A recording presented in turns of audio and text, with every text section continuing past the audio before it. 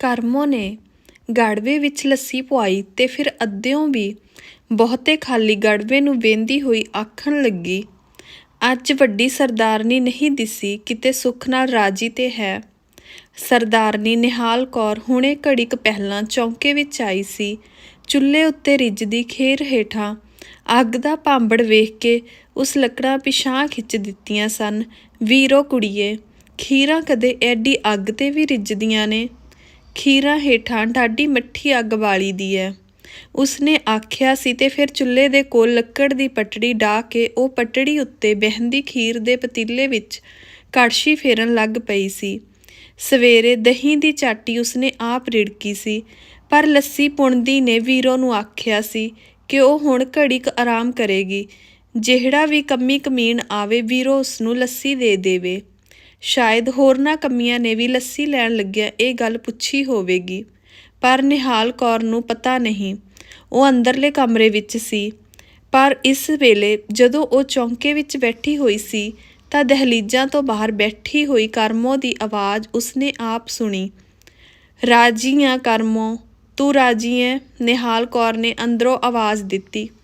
ਕਰਮੋ ਨੇ ਛੇਤੀ ਨਾਲ ਦਹਿਲੀਜ਼ਾਂ ਦੇ ਕੋਲ ਆ ਕੇ ਅੰਦਰ ਵੱਲ ਝਾਕਿਆ ਤੇ ਆਪਣੇ ਇੱਕ ਹੱਥ ਨੂੰ ਮੱਥੇ ਨਾਲ ਛੁਹਾਂਦੀ ਆਖਣ ਲੱਗੀ, ਤੈਨੂੰ ਸੱਤੇ ਖੈਰਾਂ ਸਰਦਾਰਨੀਏ, ਅੱਜ ਤੈਨੂੰ ਡਿੱਠਾ ਨਹੀਂ ਸੀ। ਮੈਂ ਆਖਿਆ ਮੇਰੀ ਸਰਦਾਰਨੀ ਵੱਲ ਹੋਵੇ ਸਹੀ। ਕੰਮੀ ਕਮੀਨ ਸਾਰੇ ਹੀ ਨਿਹਾਲ ਕੌਰ ਦੀਆਂ ਬਲਾਈ ਲੈਂਦੇ ਸਨ। ਇਹ ਨਵੀਂ ਗੱਲ ਨਹੀਂ ਸੀ, ਪਰ ਤਾਂ ਵੀ ਨਿਹਾਲ ਕੌਰ ਨੂੰ ਜਾਪਿਆ ਕਿ ਕਰਮੋ ਨੇ ਲੱਸੀ ਲੈਂਦਿਆਂ ਹੀ ਜਿਹੜਾ ਉਹਨੂੰ ਯਾਦ ਕੀਤਾ ਸੀ, ਜ਼ਰੂਰ ਕੋਈ ਗੱਲ ਹੋਰ ਸੀ। ਤਾਹੀਓਂ ਜੋ ਨਿਹਾਲ ਕੌਰ ਨੇ ਕਰਮੋ ਵੱਲ ਦੇਖਿਆ ਤਾਂ ਕਰਮੋ ਨੇ ਗੜਵੇ ਦਾ ਮੂੰਹ ਊੜਾ ਕੇ ਉਹਦੇ ਵੱਲ ਕੀਤਾ ਹੋਇਆ ਸੀ। ਨਿਹਾਲ ਕੌਰ ਸਮਝ ਗਈ ਤੇ ਵੀਰੋ ਵੱਲ ਵੇਖਦੀ ਆਖਣ ਲੱਗੀ, ਮੱਖੇ ਕਰਮੋ ਨੂੰ ਗੜਵਾ ਭਰ ਦਿਆ ਕਰ, ਇਹਦੇ ਨਿੱਕੇ ਨਿੱਕੇ ਜੀ ਨੇ ਲੱਸੀ ਪੀਣ ਵਾਲੇ। ਰੱਬ ਤੈਨੂੰ ਬਹੁਤ ਦਏ, ਤੇਰੇ ਹੱਥ ਐਨੇ ਸਬਰ ਕੱਤੇ ਨੇ ਕਿ ਨਿਆਣੇ 2-2 ਵਾਰ ਲੱਸੀ ਚਾੜ ਜਾਂਦੇ ਨੇ। ਹੋਰ ਲੱਸੀ ਲੈਂਦੀ ਕਰਮੋ ਨੇ ਆਖਿਆ।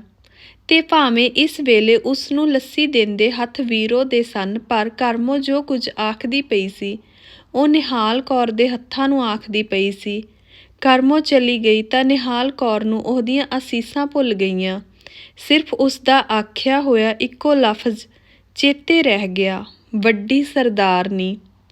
ਨਿਹਾਲ ਕੌਰ ਇੱਕ ਦਿਨ ਵਿੱਚ ਸਰਦਾਰਨੀ ਤੋਂ ਵੱਡੀ ਸਰਦਾਰਨੀ ਬਣ ਗਈ ਸੀ। ਪਤਾ ਨਹੀਂ ਉਸਨੂੰ ਵੱਡੀ ਸਰਦਾਰਨੀ ਕਹਿਣ ਦਾ ਖਿਆਲ ਸਭ ਤੋਂ ਪਹਿਲਾਂ ਕਿਸ ਨੂੰ ਆਇਆ ਸੀ। ਸ਼ਾਇਦ ਸਾਰਿਆਂ ਨੂੰ ਇਕੱਠਿਆਂ ਹੀ ਆ ਗਿਆ ਸੀ। ਘਰ ਦੀ ਮਹਿਰੀ ਤੋਂ ਲੈ ਕੇ ਕਾਰਖਾਨੇ ਤੇ ਸਾਰੇ ਮੁਨਸ਼ੀ ਮੁਨੀਮ ਤੇ ਕੰਮੀ ਕਮੀਣ ਉਸਨੂੰ ਵੱਡੀ ਸਰਦਾਰਨੀ ਕਹਿਣ ਲੱਗ ਪਏ ਸਨ। ਇੱਥੋਂ ਤੱਕ ਕਿ ਘਰ ਦੇ ਮਾਲਕ ਸਰਦਾਰ ਨੇ ਵੀ ਕੱਲ੍ਹ ਉਸਨੂੰ ਵੱਡੀ ਸਰਦਾਰਨੀ ਆਖ ਕੇ ਬੁਲਾਇਆ ਸੀ। ਤੇ ਫਿਰ ਨਿਹਾਲ ਕੌਰ ਨੂੰ ਖਿਆਲ ਆਇਆ ਕਿ ਪਰਸੋਂ ਉਸਨੇ ਆਪ ਹੀ ਤਾਂ ਮਹਿਰੀ ਨੂੰ ਆਖਿਆ ਸੀ ਕਿ ਜਾ ਛੋਟੀ ਸਰਦਾਰਨੀ ਨੂੰ ਉਹਦੇ ਕਮਰੇ ਵਿੱਚੋਂ ਬੁਲਾ ਲਿਆ। ਸੋ ਜੇ ਕੋਈ ਛੋਟੀ ਸਰਦਾਰਨੀ ਹੋਵੇ ਤਾਂ ਵੱਡੀ ਸਰਦਾਰਨੀ ਆਪੇ ਹੀ ਬਣ ਜਾਣੀ ਸੀ।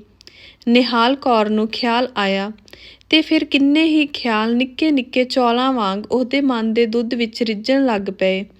ਰਿੱਝਦੇ ਖਿਆਲਾਂ ਵਿੱਚੋਂ ਇੱਕ ਖਿਆਲ ਇਹ ਵੀ ਸੀ ਕਿ ਵੀਰੋ ਜਦੋਂ ਦੀ ਇਸ ਘਰ ਵਿੱਚ ਛੋਟੀ ਸਰਦਾਰਨੀ ਬਣ ਕੇ ਆਈ ਸੀ, ਉਦੋਂ ਦੀ ਹੀ ਉਹ ਰਾਤ ਨੂੰ ਸੌਣ ਲੱਗਿਆਂ ਇੱਕ ਨੇਮ ਵਾਂਗ ਨਿਹਾਲ ਕੌਰ ਦੇ ਕਮਰੇ ਵਿੱਚ ਆਉਂਦੀ ਸੀ ਤੇ ਉਹਦੀ ਮੰਜੀ ਦੀ ਹੀ 'ਤੇ ਬਹਿ ਕੇ ਉਹਦੇ ਪੈਰ ਘੁੱਟਦੀ ਸੀ। ਨਿਹਾਲ ਕੌਰ ਨੇ ਨਾ ਧੀ ਦੀ ਡੋਲੀ ਤੋਰੀ ਸੀ ਤੇ ਨਾ ਪੁੱਤਰ ਦੀ ਡੋਲੀ ਲਿਆਉਣੀ ਸੀ, ਪਰ ਜਦੋਂ ਉਹਦੇ ਹੱਥੀਂ ਵਿਆਹੀ ਸੌਕਣ ਉਹਦੇ ਪੈਰ ਘੁੱਟਦੀ ਸੀ ਤਾਂ ਨਿਹਾਲ ਕੌਰ ਨੂੰ ਜਾਪਦਾ ਸੀ ਕਿ ਉਹਨੇ ਧੀ ਵੀ ਵੇਖ ਲਈ ਤੇ ਨੂੰਹ ਵੀ। ਤੇ ਨਿਹਾਲ ਕੌਰ ਨੇ ਇੱਕ ਡੂੰਘਾ ਸਾਹ ਭਰ ਕੇ ਬੜੇ ਹੱਸਦੇ ਹੋਠਾਂ ਨਾਲ ਆਪਣੇ ਆਪ ਨੂੰ ਮਨਾ ਲਿਆ ਸੀ ਕਿ ਵੀਰੋ ਉਹਦੀ ਧੀ ਵੀ ਸੀ ਤੇ ਨੂੰਹ ਵੀ। ਨਿਹਾਲ ਕੌਰ ਨੇ ਆਪਣੇ ਸਰਦਾਰ ਦੇ ਦੂਜੇ ਵਿਆਹ ਲਈ ਇਹ ਕੁੜੀ ਵੀਰੋ ਆਪ ਹੀ ਲੱਭੀ ਸੀ। ਸਾਕ ਚੰਗੇ ਘਰਾਂ ਤੋਂ ਵੀ ਮਿਲਦੇ ਸਨ, ਪਰ ਉਹ ਸਾਰੇ ਸਰਦਾਰ ਨੂੰ ਨਹੀਂ, ਸਰਦਾਰ ਦੀ ਹਵੇਲੀ ਨੂੰ ਮਿਲਦੇ ਸਨ। ਸਰਦਾਰ ਦੀ ਸਿਆਣੀ ਉਮਰ ਤੋਂ ਡਰਦੇ ਜਿਹੜੇ ਵੀ ਸਾਕ ਲੈ ਕੇ ਆਉਂਦੇ ਸਨ, ਉਹ ਸਾਕ ਕਰਨ ਤੋਂ ਪਹਿਲਾਂ ਹਵੇਲੀ ਨੂੰ ਆਪਣੀ ਧੀ ਦੇ ਨਾਂ ਕਰਵਾ ਲੈਣਾ ਚਾਹੁੰਦੇ ਸਨ। ਸਰਦਾਰ ਆਪਣੀ ਹਵੇਲੀ ਦਾ ਵਾਰਸ ਜ਼ਰੂਰ ਲੱਭਦਾ ਸੀ, ਪਰ ਹਵੇਲੀ ਨੂੰ ਉਸ ਔਰਤ ਦੇ ਨਾਂ ਨਹੀਂ ਸੀ ਕਰ ਸਕਦਾ ਜਿਹਦੀ ਕੁੱਕ ਨੇ ਵਾਰਸ ਤੇ ਪਤਾ ਨਹੀਂ ਕਦੋਂ ਜੰਮਣਾ ਸੀ। ਹਾਲ ਦੀ ਘੜੀ ਸਿਰਫ ਉਹਦੀ ਭਵਿੱਖਬਾਣੀ ਹੀ ਕਰਨੀ ਸੀ ਤੇ ਸਰਦਾਰ ਨੇ ਦੂਜਾ ਵਿਆਹ ਕਰਨ ਤੋਂ ਨਾਂਹ ਕਰ ਦਿੱਤੀ ਸੀ। ਪਰ ਇਸ ਨਾਂ ਵਿੱਚ ਇੱਕ ਹੌਂਕਾ ਰਲਿਆ ਹੋਇਆ ਸੀ। ਨਿਹਾਲ ਕੌਰ ਨੇ ਇਹ ਹੌਂਕਾ ਸੁਣਿਆ ਸੀ ਤੇ ਇੰਜ ਉਸਨੇ ਇੱਕ ਬੜੇ ਨਿਮਾਣੇ ਜਿਹੇ ਘਰ ਦੀ ਇਹ ਵੀਰੋ ਲੱਭ ਕੇ ਆਪਣੇ ਸਰਦਾਰ ਨੂੰ ਦੇ ਦਿੱਤੀ ਸੀ ਤੇ ਉਹਦੇ ਬਦਲੇ ਵਿੱਚ ਉਹਦਾ ਹੌਂਕਾ ਆਪ ਲੈ ਲਿਆ ਸੀ। ਇੱਕ ਦਿਨ ਸਰਦਾਰ ਨੇ ਕੰਧ ਵਿੱਚ ਲੱਗੀ ਹੋਈ ਆਪਣੀ ਲੋਹੇ ਦੀ ਅਲਮਾਰੀ ਖੋਲ੍ਹੀ ਤਾਂ ਕਿੰਨਾ ਚਿਰ ਖੁੱਲ੍ਹੀ ਅਲਮਾਰੀ ਦੇ ਅੱਗੇ ਖਲੋਤਾ ਕੁਝ ਸੋਚਦਾ ਰਿਹਾ। ਵੱਡੀ ਸਰਦਾਰਨੀ ਕਿੱਥੇ ਗਈ ਹੈ? ਸਰਦਾਰ ਨੇ ਵੀਰੋ ਨੂੰ ਕਾਹਲਿਆਂ ਪੈ ਕੇ ਪੁੱਛਿਆ। ਵੱਡੀ ਸਰਦਾਰਨੀ ਘਰ ਨਹੀਂ ਸੀ। ਸਰਦਾਰ ਨੇ ਅਲਮਾਰੀ ਬੰਦ ਕਰਕੇ ਚਾਬੀ ਬੋਝੇ ਵਿੱਚ ਪਾ ਲਈ ਤੇ ਕਾਰਖਾਨੇ ਜਾਂਦਾ ਵੀਰੋ ਨੂੰ ਆਖ ਗਿਆ ਕਿ ਨਿਹਾਲ ਕੌਰ ਜਿਸ ਵੇਲੇ ਵੀ ਘਰ ਆਵੇ ਉਹ ਹੇਠਾਂ ਮੁਨਸ਼ੀ ਨੂੰ ਆਵਾਜ਼ ਦੇ ਕੇ ਮੈਨੂੰ ਕਾਰਖਾਨੇ ਵਿੱਚ ਸੁਨੇਹਾ ਭੇਜ ਦੇਵੇ। ਨਿਹਾਲ ਕੌਰ ਜਿਸ ਵੇਲੇ ਆਈ ਵੀਰੋ ਬਾਹਰਲੇ ਖੁਰੇ ਉੱਤੇ ਬੜੀ ਘਾਬਰੀ ਹੋਈ ਬੈਠੀ ਹੋਈ ਸੀ। ਉਸ ਨੂੰ ਹੁਣੇ ਇੱਕ ਉਲਟੀ ਆਈ ਸੀ। ਨਿਹਾਲ ਕੌਰ ਨੇ ਵੀਰੋ ਦੀ ਬਾਂਹ ਥੰਮੀ, ਉਹਦੇ ਮੋਢੇ ਕੁੱਟੇ ਤੇ ਉਹਨੂੰ ਮੰਜੀ ਉੱਤੇ ਲਿਟਾਇਆ।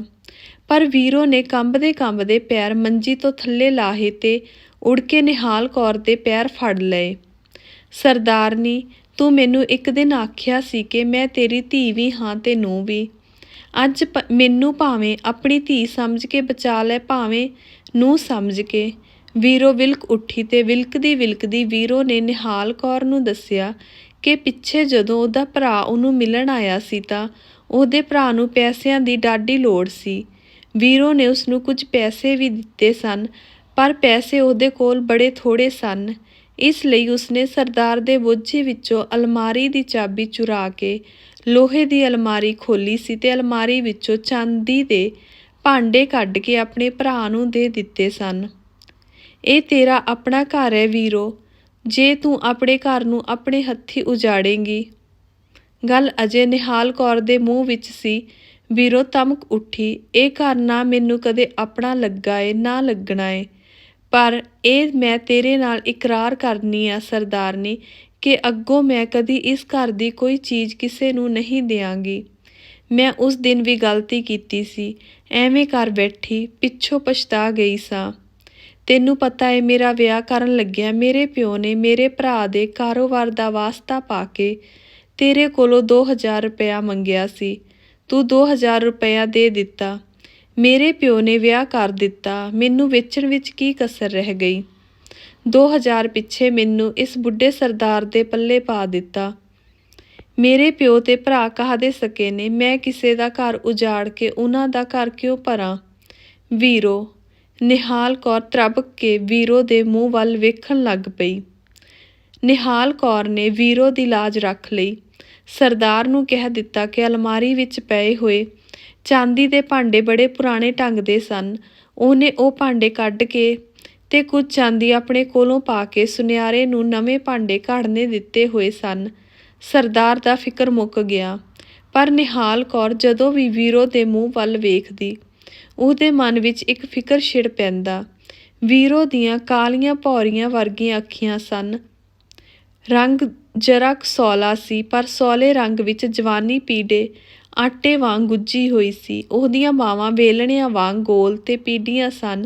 ਮਾਸ ਉੱਤੇ ਚੁੰਡੀ ਨਹੀਂ ਸੀ ਭਰੀ ਜਾਂਦੀ। ਨਿਹਾਲ ਕੌਰ ਨੂੰ ਜਾਪਣ ਲੱਗ ਪਿਆ ਕਿ ਸਰਦਾਰ ਕੋਲੋਂ ਜਿਹੜਾ ਹੌਂਕਾ ਲੈ ਕੇ ਉਸਨੇ ਆਪਣੇ ਜਿੰਮੇ ਪਾ ਲਿਆ ਸੀ, ਵੀਰੋ ਨੇ ਉਹੀ ਹੌਂਕਾ ਉਹਦੇ ਕੋਲੋਂ ਲੈ ਕੇ ਆਪਣੀ ਛਾਤੀ ਵਿੱਚ ਪਾ ਲਿਆ ਸੀ। ਤੇ ਫੇਰ ਵੀਰੋ ਨੂੰ ਦਿਨ ਚੜ੍ਹ ਗਏ। ਹਵੇਲੀ ਬਹੁਤ ਵੱਡੀ ਸੀ, ਪਰ ਮੁਬਾਰਕਾਂ ਇੰਨੀਆਂ ਸਨ ਕਿ ਹਵੇਲੀ ਵਿੱਚ ਮਿਆਉਂਦੀਆਂ ਨਹੀਂ ਸਨ। ਸਰਦਾਰ ਦਾ ਪੈਰ ਭੋਏ 'ਤੇ ਨਹੀਂ ਸੀ ਲੱਗਦਾ ਤੇ ਨਿਹਾਲ ਕੌਰ ਵੀਰੋ ਨੂੰ ਪੈਰ ਭੋਏ 'ਤੇ ਨਹੀਂ ਸੀ ਲਾਉਣ ਦਿੰਦੀ। ਪਰ ਲੋਕ ਨਾ ਸਰਦਾਰ ਨੂੰ ਇੰਨੀਆਂ ਮੁਬਾਰਕਾਂ ਦਿੰਦੇ ਸਨ, ਨਾ ਵੀਰੋ ਨੂੰ, ਜਿੰਨੀਆਂ ਨਿਹਾਲ ਕੌਰ ਨੂੰ। ਮੈਂ ਜੰਮਦਾ ਝੋਲੀ ਪਵਾ ਲੈਣਾ ਏ, ਪਿੱਛੋਂ ਨਾ ਆਖੀ। ਮੈਂ ਵੱਡੀ ਸਰਦਾਰਨੀ ਆ, ਤੂੰ ਛੋਟੀ ਸਰਦਾਰਨੀ ਏ, ਸੋ ਪਹਿਲਾ ਪੁੱਤਰ ਵੀ ਵੱਡੀ ਦਾ। ਪਿੱਛੋਂ ਹੋਰ ਜਿਹੜੇ ਜੰਮੇਗੀ ਉਹ ਤੇਰੇ। ਨਿਹਾਲ ਕੌਰ ਹੱਸ ਕੇ ਵੀਰੋ ਨੂੰ ਆਖਦੀ। ਨਿਹਾਲ ਕੌਰ ਨੂੰ ਆਪ ਨਹੀਂ ਸੀ ਪਤਾ ਲੱਗਦਾ ਕਿ ਉਹਦੇ ਮਨ ਵਿੱਚ ਕੋਈ ਗੁੱਝਾ ਛਿਪਾ ਵੀ ਮਲਾਲ ਕਿਉਂ ਨਹੀਂ ਸੀ। ਉਹਨੇ ਆਪਣੇ ਹੱਥੀਂ ਆਪਣਾ ਖਾਵੰਦ ਇੱਕ ਪਰਾਈ ਔਰਤ ਨੂੰ ਦੇ ਦਿੱਤਾ ਸੀ ਤੇ ਹੁਣ ਉਸਨੇ ਸਾਰੀ ਜ਼ਮੀਨ ਜਾਇਦਾਦ ਵੀ ਇੱਕ ਪਰਾਈ ਔਰਤ ਦੇ ਪੁੱਤਰ ਨੂੰ ਦੇ ਦੇਣੀ ਸੀ। ਟੂਣੇ ਹਾਰੀਏ, ਮੈਂ ਕਿਹੜੇ ਵੇਲੇ ਤੈਨੂੰ ਆਪਣੀ ਨੂੰਹ ਤੇ ਧੀ ਆਖਿਆ ਸੀ। ਮੈਂ ਸੱਚੀ ਮੁੱਚੀ ਇੱਕ ਸੱਸ ਮਾਂ ਵਾਂਗ ਖੁਸ਼ ਹਾਂ। ਮੈਨੂੰ ਕਦੀ ਇਹ ਚੇਤਾ ਨਹੀਂ ਰਹਿੰਦਾ ਕਿ ਤੂੰ ਮੇਰੀ। ਨਿਹਾਲ ਕੌਰ ਦੀ ਇਸ ਗੱਲ ਨੂੰ ਵੀਰੋ ਟੁੱਕ ਦਿੰਦੀ ਤੇ ਹੱਸ ਕੇ ਆਖਦੀ, ਸਰਦਾਰਨੀ, ਮੈਂ ਭਾਵੇਂ ਤੇਰੀ ਕੁਝ ਲੱਗਦੀ ਆ ਤੇ ਭਾਵੇਂ ਨਹੀਂ, ਪਰ ਇਹ ਮੈਨੂੰ ਪਤਾ ਏ ਕਿ ਮੈਂ ਤੇਰੀ ਸੌਕਣ ਨਹੀਂ ਲੱਗਦੀ। ਨਿਹਾਲ ਕੌਰ ਨੇ ਤਰਖਾਣ ਕੋਲੋਂ ਜਿਹੜਾ ਪੰਘੂੜਾ ਬਣਵਾਇਆ ਸੀ, ਉਸ ਪੰਘੂੜੇ ਨੂੰ ਚਾਂਦੀ ਦੀਆਂ ਘੰਟੀਆਂ ਬੰਨੀਆਂ। ਸੁੱਚੇ ਪੱਟ ਦੀ ਉਸਨੇ ਨਿੱਕੀ ਜਿਹੀ ਰਜਾਈ ਬਣਵਾਈ। ਸ਼ਹਿਰ ਦਾ ਇੱਕ ਅੰਗਰੇਜ਼ ਅਫਸਰ 1 ਮਹੀਨੇ ਛੁੱਟੀ ਵਲਾਇਤ ਚੱਲਿਆ ਸੀ। ਵਲੈਤੀ ਸਵੈਟਰ ਰੇਸ਼ਮ ਵਰਗੇ ਹੁੰਦੇ ਨੇ, ਨਿਹਾਲ ਕੌਰ ਨੇ ਆਖਿਆ ਸੀ ਤੇ ਉਸ ਅੰਗਰੇਜ਼ ਅਫਸਰ ਨੂੰ ਪੱਕੀ ਕੀਤੀ ਕਿ ਉਹ ਨਿੱਕੇ ਨਿੱਕੇ 2 ਸਵੈਟਰ ਉੱਥੋਂ ਖਰੀਦ ਕੇ ਜ਼ਰੂਰ ਲਿਆਵੇ। ਆਪਣੇ ਵੇਲੇ ਨਿਹਾਲ ਕੌਰ ਨੇ ਸਿਆਣੀਆਂ ਦਾਈਆਂ ਨੂੰ ਵੀ ਵਿਖਾਇਆ ਸੀ ਤੇ ਵੱਡੇ ਸ਼ਹਿਰਾਂ 'ਚ ਜਾ ਕੇ ਡਾਕਟਰਾਂ ਨੂੰ ਵੀ, ਪਰ ਆਪਣੇ ਵੇਲੇ ਕਦੇ ਕਿਸੇ ਦੇਵਤੇ ਦੀ ਮੰਨਤ ਨਹੀਂ ਸੀ ਮੰਨੀ। ਵੀਰੋ ਨੂੰ ਜਦੋਂ ਪੂਰੇ 3 ਦਿਨ ਲੱਕ ਵਿੱਚ ਪੀੜ ਹੁੰਦੀ ਰਹੀ ਤੇ ਇੱਕ ਦਿਨ ਜਰਾ ਖੂਨ ਦਾ ਦਾਗ ਵੀ ਲੱਗ ਗਿਆ, ਤਾਂ ਨਿਹਾਲ ਕੌਰ ਨੇ ਉਸ ਦਿਨ ਆਪਣੀ ਜ਼ਿੰਦਗੀ ਵਿੱਚ ਪਹਿਲੀ ਵਾਰ ਸੁੱਖਣਾ ਸੁੱਖੀ। ਇਹ ਨਾਜ਼ ਕਰਨ ਦਾ ਵੇਲਾ ਸੀ। ਵੀਰੋ ਚਾਹੁੰਦੀ ਤਾਂ ਦੂਰ ਦਸੌਰ ਦੀਆਂ ਫਰਮਾਇਸ਼ਾਂ ਵੀ ਪਾ ਸਕਦੀ ਸੀ। ਸਰਦਾਰ ਹੁਣ ਉਹਦੇ ਮੂੰਹ ਵੱਲ ਵੇਖਦਾ, ਉਹਦੇ ਮੂੰਹ ਦਾ ਬੋਲ ਉਡੀਕਦਾ ਸੀ। ਪਰ ਨਿਹਾਲ ਕੌਰ ਨੂੰ ਪਤਾ ਸੀ ਕਿ ਵੀਰੋ ਦੀ ਸੰਗ ਅਜੇ ਵੀ ਐਨੀ ਸੀ ਕਿ ਉਹਨੇ ਨਿਗੂਣੀ ਅਚਾਰ ਦੀ ਫਾੜੀ ਵੀ ਮੰਗਣੀ ਹੁੰਦੀ ਤਾਂ 2 ਵਾਰੀ ਝੁੱਕ ਕੇ ਨਿਹਾਲ ਕੌਰ ਦੇ ਮੂੰਹ ਵੱਲ ਵੇਖਦੀ। ਇਸ ਲਈ ਨਿਹਾਲ ਕੌਰ ਆਪ ਹੀ ਵੀਰੋ ਦੇ ਮਨ ਦਾ ਖਿਆਲ ਰੱਖਦੀ ਸੀ। ਇਸ ਸਾਰੇ ਵੇਲੇ ਵਿੱਚ ਵੀਰੋ ਨੇ ਆਪਣੇ ਮੂੰਹੋਂ ਜੋ ਕੁਝ ਜ਼ੋਰ ਨਾਲ ਆਖਿਆ ਸੀ ਤਾਂ ਇੱਕੋ ਗੱਲ ਆਖੀ ਸੀ ਕਿ ਵਿਹੜੇ ਵਿੱਚ ਰੱਸੀ ਨਾਲ ਟੰਗੇ ਹੋਏ ਗੋਗਲੂਆਂ ਦੇ ਹਾਰ ਲਾ ਕੇ ਪਰਾਂ ਰੱਖ ਦਿਓ। ਇਹਨਾਂ ਨੂੰ ਦੇਖ ਕੇ ਮੇਰੇ ਜੀ ਨੂੰ ਕੁਝ ਹੁੰਦਾ ਏ। ਗੋਗਲੂਆਂ ਦੀਆਂ ਕਚਰੀਆਂ ਇਸ ਤਰ੍ਹਾਂ ਜਾਪਦੀਆਂ ਨੇ ਜਿਵੇਂ ਕਿਸੇ ਦਾ ਮਾਸ ਪਿਲ ਪਿਲ ਕਰਦਾ ਹੋਵੇ। ਵੀਰੋ ਨੇ ਆਖਿਆ ਸੀ ਤੇ ਸੁੱਕਦੇ ਗੋਗਲੂਆਂ ਵੱਲ ਵੇਖਦੀ ਉਬਾਕਣ ਲੱਗ ਪਈ ਸੀ। ਫਿਰ ਵੀਰੋ ਦੇ ਮਨ ਵਿੱਚ ਪਤਾ ਨਹੀਂ ਕੀ ਆਇਆ। ਜਦੋਂ ਉਸਨੂੰ 9ਵਾਂ ਮਹੀਨਾ ਲੱਗ ਪਿਆ ਤਾਂ ਉਸਨੇ ਜਿੱਦ ਫੜ ਲਈ ਕਿ ਉਹ ਆਪਣੇ ਪੇਕੇ ਘਰ ਆਪਣਾ ਜਣੇਪਾ ਕੱਟੇਗੀ।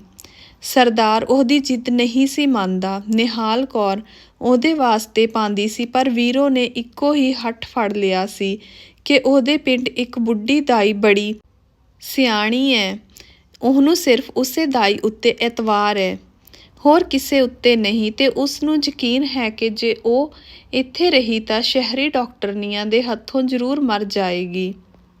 ਇਹ ਡਰ ਬੜਾ ਮਾੜਾ ਹੁੰਦਾ ਏ। ਡਾਕਟਰਾਂ ਨੇ ਵੀ ਸਰਦਾਰ ਨੂੰ ਸਲਾਹ ਦਿੱਤੀ, ਪਰ ਸਰਦਾਰ ਦੇ ਮਨ ਵਿੱਚ ਕੁਝ ਹੋਰ ਹੀ ਡਰ ਸੀ। ਉਹ ਨਿਹਾਲ ਕੌਰ ਨੂੰ ਇਕਲਵਾਜੇ ਲਿਜਾ ਕੇ ਆਖਣ ਲੱਗਾ, ਮੈਨੂੰ ਡਰ ਹੈ ਕਿ ਜੇ ਇਹਨੂੰ ਉੱਥੇ ਕੁੜੀ ਹੋਈ ਤਾਂ ਇਹਦੇ ਮਾਪਿਆਂ ਨੇ ਕਿਸੇ ਦੇ ਮੁੰਡੇ ਨਾਲ ਉਹ ਕੁੜੀ ਵਟਾ ਦੇਣੀ ਹੈ। ਮੈਂ ਅੱਗੇ ਇਹੋ ਜਿਹੀਆਂ ਕਈ ਗੱਲਾਂ ਸੁਣੀਆਂ ਹੋਈਆਂ ਨੇ। ਉਹਨਾਂ ਨੂੰ ਲਾਲਚ ਹੁੰਦਾ ਏ ਕਿ ਮੁੰਡਾ ਹੋਵੇਗਾ ਤਾਂ ਵੱਡਾ ਹੋ ਕੇ ਜਾਇਦਾਦ ਦਾ ਵਾਰਸ ਬਣੇਗਾ। ਫਿਰ ਇਹਦਾ ਤੇ ਇਹੋ ਇਲਾਜ ਹੈ ਕਿ ਮੈਂ ਇਹਦੇ ਨਾਲ ਚਲੀ ਜਾਂਦੀ ਹਾਂ। ਮੇਰੇ ਕੋਲ ਹੁੰਦਿਆਂ ਉਹ ਕੁਝ ਨਹੀਂ ਕਰ ਸਕਣਗੇ। ਨਿਹਾਲ ਕੌਰ ਨੇ ਸੋਚ ਸੋਚ ਕੇ ਆਖਿਆ। ਸਰਦਾਰ ਮੰਨ ਗਿਆ। ਵੀਰੋ ਨੇ ਵੀ ਕੋਈ ਉਜਰ ਨਾ ਕੀਤਾ। ਨਿਹਾਲ ਕੌਰ ਨੇ ਘਰ ਦੀ ਮਹਿਰੀ ਨੂੰ ਵੀ ਸੇਵਾ ਕਰਨ ਲਈ ਨਾਲ ਲੈ ਲਿਆ ਤੇ ਵੀਰੋ ਨੂੰ ਲੈ ਕੇ ਵੀਰੋ ਦੇ ਪੇਕੇ ਚਲੀ ਗਈ। ਵੀਰੋ ਦਾ ਜਣੇਪਾ ਔਖਾ ਨਹੀਂ ਸੀ। ਉਹ ਪਰ ਜਵਾਨ ਸੀ, ਤੰਦਰੁਸਤ ਵੀ ਬੜੀ ਸੀ। ਉਹਦੀ ਮਾਂ ਤੇ ਭਰਜਾਈ ਵੀ ਉਹਨੂੰ ਮਜ਼ਾਕ ਕਰਦੀਆਂ ਸਨ, ਇਹ ਤੇ ਐਵੇਂ ਡਰਦੀ ਹੈ, ਪੁੱਤਰ ਜੰਮਣ ਦਾ ਕੀ ਹੁੰਦਾ ਹੈ, ਇੱਕ ਚੀਕ ਮਾਰੀ ਤੇ ਪੁੱਤਰ ਜੰਮ ਛੱਡਿਆ। ਨਿਹਾਲ ਕੌਰ ਨੇ ਵੀਰੋ ਦੇ ਪੇਕਿਆਂ ਤੇ ਕਿਸੇ ਤਰ੍ਹਾਂ ਦਾ ਵੀ ਭਾਰ ਨਹੀਂ ਸੀ ਪੈਣ ਦਿੱਤਾ। ਖੁੱਲ੍ਹੇ ਹੱਥੀਂ ਖਰਚ ਕਰਦੀ ਸੀ। ਸਾਰੇ ਉਸਨੂੰ ਸਰਦਾਰਨੀ ਸਰਦਾਰਨੀ ਆਖ ਕੇ ਥੱਕਦੇ ਨਹੀਂ ਸਨ। ਨਿਹਾਲ ਕੌਰ ਹੱਸ ਕੇ ਆਖਦੀ, ਇੱਕ ਚੀਕ ਮਾਰੀ ਤਾਂ ਪੁੱਤਰ ਜੰਮ ਛੱਡਿਆ, ਪਰ ਜੇ ਧੀ ਜੰਮਣੀ ਹੋਵੇ ਤਾਂ। ਵੀਰੋ ਦੀ ਭਰਜਾਈ ਖਿੜਖਿੜ ਹੱਸਦੀ ਆਖਦੀ, 2 ਚੀਕਾਂ ਮਾਰੀਆਂ ਤੇ ਧੀ ਜੰਮ ਛੱਡੀ। ਧੀ ਦੀ ਵਾਰੀ 2 ਚੀਕਾਂ। ਨਿਹਾਲ ਕੌਰ ਹੱਸ ਕੇ ਪੁੱਛਦੀ, ਇੱਕ ਚੀਕ ਪੀੜ ਦੀ ਤੇ ਇੱਕ ਚੀਕ ਗਮ ਦੀ। ਵੀਰੋ ਦੀ ਭਰਜਾਈ ਆਖਦੀ, ਖੁਸ਼ੀਆਂ ਤੇ ਪੁੱਤਰਾਂ ਦੀਆਂ ਹੁੰਦੀਆਂ ਨੇ, ਧੀਆਂ ਦੀ ਕਾਹਦੀ ਖੁਸ਼ੀ। ਨਿਹਾਲ ਕੌਰ ਨੂੰ ਭਾਵੇਂ ਆਪਣੇ ਮਨ ਵਿੱਚ ਇੱਕ ਵਾਰੀ ਡਾਢੀ ਚੀਸ ਪਈ, ਮੈਂ ਤਾਂ ਜ਼ਿੰਦਗੀ ਵਿੱਚ ਨਾ ਇੱਕ ਚੀਕ ਮਾਰ ਕੇ ਵੇਖੀ ਨਾ ਦੋ, ਪਰ ਉਸਨੇ ਆਪਣੇ ਹੱਸਦੇ ਹੋਠਾਂ ਨਾਲ ਆਪਣੀ ਚੀਸ ਨੂੰ ਇਸ ਤਰ੍ਹਾਂ ਪੀ ਲਿਆ ਕਿ ਉਸਦੀ ਚੀਸ ਵੀ ਉਹਦੇ ਮੂੰਹ ਵੱਲ ਵੇਖ ਕੇ ਸ਼ਰਮਿੰਦੀ ਹੋ ਗਈ। ਤੇ ਫਿਰ ਜਿਸ ਰਾਤ ਵੀਰੋ ਨੂੰ ਪੀੜਾਂ ਛਿੜੀਆਂ, ਉਹਦੇ ਦੰਦਾਂ ਹੇਠ ਦਿੱਤੇ ਹੋਏ ਜਵਾਨ ਹੋਠਾਂ ਨੇ ਉਹਨਾਂ ਪੀੜਾਂ ਨੂੰ ਇਸ ਤਰ੍ਹਾਂ ਜਰ ਲਿਆ ਕਿ ਦੂਜੇ ਕੰਨ ਆਵਾਜ਼ ਨਾ ਪਹੁੰਚੀ। ਸਿਰਫ ਇੱਕੋ ਵਾਰੀ ਉਹਦੀ ਇੱਕ ਚੀਕ ਸੁਣਾਈ ਦਿੱਤੀ ਤੇ ਫਿਰ ਦਾਈ ਨੇ ਵੀਰੋ ਦੀ ਸਰਹਾਂਦੀ ਵੱਲ ਬੈਠੀ ਹੋਈ ਨਿਹਾਲ ਕੌਰ ਵੱਲ ਵੇਖ ਕੇ ਆਖਿਆ, ਸਰਦਾਰਨੀ ਮੁਬਾਰਕਾਂ ਹੋਣ, ਆ ਤੇਰੀ ਝੋਲੀ ਪੁੱਤਰ ਨਾਲ ਭਰ ਦਿਆਂ। ਨਿਹਾਲ ਕੌਰ ਨੇ ਮੁੰਡੇ ਨੂੰ ਵੀ ਝੋਲੀ ਵਿੱਚ ਪਾਇਆ, ਮੁਬਾਰਕਾਂ ਨੂੰ ਵੀ। ਪਰ ਸਵੇਰ ਸਾਰ ਜਿਸ ਵੇਲੇ ਉਹ ਸਰਦਾਰ ਨੂੰ ਤਾਰ ਦੇਣ ਲੱਗੀ ਤਾਂ ਵੀਰੋ ਨੇ ਨਿਹਾਲ ਕੌਰ ਨੂੰ ਆਪਣੇ ਕੋਲ ਬੁਲਾ ਕੇ ਆਪਣੇ ਦੋਵੇਂ ਹੱਥ ਉਹਦੇ ਪੈਰਾਂ ਉੱਤੇ ਰੱਖ ਦਿੱਤੇ। ਸਰਦਾਰਨੀ, ਮੈਂ ਜੱਗ ਜਹਾਨ ਅੱਗੇ ਝੂਠ ਬੋਲ ਸਕਦੀ ਹਾਂ, ਪਰ ਤੇਰੇ ਅੱਗੇ ਨਹੀਂ। ਇਹ ਮੁੰਡਾ ਤੇਰੇ ਸਰਦਾਰ ਦਾ ਨਹੀਂ। ਵੀਰੋ ਨਿਹਾਲ ਕੌਰ ਨੂੰ ਜਾਪਿਆ ਉਹਦੀ ਜੀਭ ਥਥਲਾਂਦੀ ਪਈ ਸੀ। ਮੈਂ ਸਰਦਾਰ ਦੀ ਦੇਣਦਾਰ ਨਹੀਂ, ਪਰ ਤੇਰੀ ਦੇਣਦਾਰ ਹਾਂ। ਇਹ ਮੁੰਡਾ ਜੇ ਨਿਰਾ ਸਰਦਾਰ ਦੇ ਵਿਹੜੇ ਵਿੱਚ ਖੇਡਣਾ ਹੁੰਦਾ, ਮੈਨੂੰ ਕੋਈ ਉਜਰ ਨਹੀਂ ਸੀ, ਪਰ ਮੈਂ ਇਹ ਤੇਰੀ ਝੋਲੀ ਨਹੀਂ ਪਾ ਸਕਦੀ। ਇਹ ਤੇਰੀ ਝੋਲੀ ਦੇ ਕਾਬਿਲ ਨਹੀਂ। ਕੀ ਪਈ ਆਖਣੀ ਏ ਵੀਰੋ? ਕੀਤਾ ਤਾਂ ਮੈਂ ਹਾਸਾ ਭਾਣੇ ਸੀ, ਪਰ ਹਾਸੇ ਦਾ ਵਿਨਾਸਾ ਖੌਰੇ ਇੰਜ ਹੀ ਹੁੰਦਾ ਏ। ਪਰ ਤੈਨੂੰ ਸੱਚੀ ਦੱਸਾਂ, ਮੈਨੂੰ ਆਪਣੇ ਲਈ ਕੋਈ ਪਛਤਾਵਾ ਨਹੀਂ। ਜੇ ਕੋਈ ਪਛਤਾਵਾ ਏ ਤਾਂ ਤੇਰੇ ਲਈ। ਵੀਰੋ, ਤੈਨੂੰ ਯਾਦ ਹੈ ਮੈਂ ਇੱਕ ਫੇਰਾ ਪੇਕੇ ਆਈ ਸਾਂ ਪਿਛਲੇ ਵਰੇ। ਤੁਹਾਡਾ ਮੁਨਸ਼ੀ ਮੇਰੇ ਨਾਲ ਆਇਆ ਸੀ ਮੈਨੂੰ ਪੇਕਿਆਂ ਨੂੰ ਮਿਲਾਉਣ ਲਈ। ਇੱਥੇ ਸਾਰੇ ਪਿੰਡ ਵਿੱਚ ਇੱਕ ਗੱਲ ਫੈਲੀ ਹੋਈ ਸੀ ਕਿ ਮੇਰੇ ਮਾਪਿਆਂ ਨੇ ਰੁਪਈਆ ਲੈ ਕੇ ਮੈਨੂੰ ਇੱਕ ਬੁੱਢੇ ਸਰਦਾਰ ਨਾਲ ਵਿਆਹ ਦਿੱਤਾ ਸੀ। ਸਰਦਾਰ ਕਦੇ ਇਸ ਪਿੰਡ ਨਹੀਂ ਆਇਆ। ਮੇਰਾ ਪਿਓ ਹੀ ਮੈਨੂੰ ਤੁਹਾਡੇ ਸ਼ਹਿਰ ਲੈ ਗਿਆ ਸੀ ਤੇ ਗੁਰਦੁਆਰੇ ਵਿੱਚ ਲਾਵਾਂ ਪੜ੍ਹਾ ਕੇ ਤੁਹਾਡੇ ਘਰ ਛੱਡ ਆਇਆ ਸੀ। ਮੈਂ ਜਦੋਂ ਪਿੰਡ ਆਈ, ਜਣੀ ਖਣੀ ਨੇ ਮੈਨੂੰ ਪੁੱਛਿਆ ਕਿ ਸਰਦਾਰ ਕਿੰਨਾ ਕੁ ਬੁੱਢਾ ਸੀ। ਮੈਨੂੰ ਕੀ ਸੁੱਝੀ, ਮੈਂ ਉਹਨਾਂ ਨੂੰ ਗਲੋਂ ਲਾਉਣ ਲਈ ਆਖ ਦਿੱਤਾ ਕਿ ਮੇਰਾ ਵਿਆਹ ਬੁੱਢੇ ਨਾਲ ਨਹੀਂ ਹੋਇਆ। ਤੁਹਾਡਾ ਮੁਨਸ਼ੀ ਬੜਾ ਜਵਾਨ ਸੀ, ਸੋਹਣਾ ਵੀ ਸੀ। ਮੈਂ ਉਹਨਾਂ ਨੂੰ ਵਿਖਾਇਆ ਤੇ ਆਖਿਆ ਕਿ ਉਹ ਮੇਰਾ ਘਰ ਵਾਲਾ ਸੀ। ਸਾਰੀਆਂ ਮੇਰੀ ਕਿਸਮਤ ਤੇ ਹੈਰਾਨ ਹੋ ਗਈਆਂ। ਮੁਨਸ਼ੀ ਨੂੰ ਮੈਂ ਇਹ ਗੱਲ ਦੱਸ ਦਿੱਤੀ। ਉਹਨੇ ਵੀ ਮਚਲ ਮਾਰ ਛੱਡੀ ਤੇ ਜਦੋਂ ਮੇਰੀਆਂ ਸਹੇਲੀਆਂ ਨੇ ਉਹਦੇ ਕੋਲੋਂ ਕਲੀ ਚੜੀਆਂ ਮੰਗੀਆਂ ਤਾਂ ਉਹਨੇ ਸੁਨਿਆਰੇ ਕੋਲੋਂ ਚਾਂਦੀ ਦੀਆਂ ਕਲੀ ਚੜੀਆਂ ਖਰੀਦ ਕੇ ਉਹਨਾਂ ਨੂੰ ਵੰਡ ਦਿੱਤੀਆਂ। 5-6 ਦਿਨ ਮੈਂ ਇੱਥੇ ਰਹੀ, ਰੋਜ਼ ਹਾਸਾ ਠੱਠਾ ਕਰਦਿਆਂ। ਮੈਨੂੰ ਵੀ ਇਹ ਜਾਪਣ ਲੱਗ ਪਿਆ ਕਿ ਮੇਰਾ ਵਿਆਹ ਉਹਦੇ ਨਾਲ ਹੀ ਹੋਇਆ ਸੀ, ਹੋਰ ਕਿਸੇ ਨਾਲ ਨਹੀਂ। ਸਾਡਾ ਮੁਨਸ਼ੀ ਮਦਨ ਸਿੰਘ। ਮੈਂ ਹੁਣ ਪਰਤ ਕੇ ਸਰਦਾਰ ਦੇ ਘਰ ਨਹੀਂ ਜਾਣਾ, ਨਾ ਇਸ ਮੁੰਡੇ ਨੂੰ ਲਿਜਾਣਾ ਏ। ਮੈਂ ਇਸ ਲਈ ਜਿੱਦ ਬਣ ਕੇ ਇੱਥੇ ਆਈ ਸਾਂ। ਮੇਰੀ ਕੀਤੀ ਮੇਰੇ ਅੱਗੇ। ਮੈਂ ਹੋਰ ਤੇਰੇ ਕੋਲੋਂ ਕੁਝ ਨਹੀਂ ਮੰਗਦੀ ਸਰਦਾਰਨੀ, ਬਸ ਇੱਕੋ ਗੱਲ ਮੰਗਦੀ ਆਂ ਕਿ ਸਰਦਾਰ ਨੂੰ ਉਸ ਮੁਨਸ਼ੀ ਦਾ ਨਾਂ ਨਾ ਦੱਸੀ, ਨਹੀਂ ਤੇ ਉਹ ਮੁਨਸ਼ੀ ਨੂੰ ਨੌਕਰੀ ਤੋਂ ਕੱਢ ਦੇਵੇਗਾ। ਪਰ ਮਦਨ ਸਿੰਘ ਦਾ ਵਿਆਹ ਹੋਇਆ ਏ ਵੀਰੋ, ਉਹਦੇ ਘਰ 2 ਬਾਲ ਨੇ। ਇਸੇ ਲਈ ਉਹ ਡਰਦਾ ਏ ਕਿ ਜੇ ਸਰਦਾਰ ਨੂੰ ਪਤਾ ਲੱਗ ਗਿਆ ਤਾਂ ਉਹਦੀ ਨੌਕਰੀ ਜਾਂਦੀ ਰਹੇਗੀ। ਉਹਨੇ ਕਿਹੜਾ ਮੈਨੂੰ ਆਪਣੇ ਘਰ ਵਸਾਣਾ ਏ ਜੋ ਮੈਂ ਉਹਦੀ ਨੌਕਰੀ ਛੁਡਵਾਵਾਂ। ਉਹ ਜਿੱਥੇ ਰਵੇ ਰਾਜੀ ਰਵੇ। ਉਹ ਜਾਣੇ। ਮੈਂ ਇੱਕ ਵਾਰੀ ਵੇਖਿਆ ਤੇ ਸਹੀ ਕਿ ਜਵਾਨ ਆਦਮੀ ਕਿਹੋ ਜਿਹਾ ਹੁੰਦਾ ਏ। ਨਿਹਾਲ ਕੌਰ ਨੇ ਘਬਰਾ ਕੇ ਅੱਖਾਂ ਮੀਟ ਲਈਆਂ ਤੇ ਫਿਰ ਜਿਸ ਵੇਲੇ ਉਹਨੇ ਅੱਖਾਂ ਖੋਲ੍ਹੀਆਂ, ਵੀਰੋ ਦੀ ਝੋਲੀ ਪਿਆ। ਉਹਦਾ ਪੁੱਤਰ ਉਹਦੀ ਛਾਤੀ ਵਿੱਚੋਂ ਦੁੱਧ ਪੀਣ ਲਈ ਮੂੰਹ ਮਾਰਦਾ ਪਿਆ ਸੀ। ਨਿਹਾਲ ਕੌਰ ਨੂੰ ਜਾਪਿਆ ਸਰਦਾਰ ਦਾ ਜਿਹੜਾ ਹੌਂਕਾ ਉਸਨੇ ਆਪਣੇ ਜਿੰਮੇ ਲੈ ਲਿਆ ਸੀ ਤੇ ਹੁਣ ਵੀਰੋ ਨੇ ਉਹੀ ਹੌਂਕਾ ਉਹਦੇ ਕੋਲੋਂ ਲੈ ਕੇ ਆਪਣੀ ਛਾਤੀ ਵਿੱਚ ਪਾ ਲਿਆ ਸੀ। ਇਹ ਮੁੰਡਾ ਇਸ ਵੇਲੇ ਉਸ ਹੌਂਕੇ ਨੂੰ ਵੀਰੋ ਦੀ ਛਾਤੀ ਵਿੱਚੋਂ ਪੀਣ ਦੀ ਕੋਸ਼ਿਸ਼ ਕਰਦਾ ਪਿਆ ਸੀ।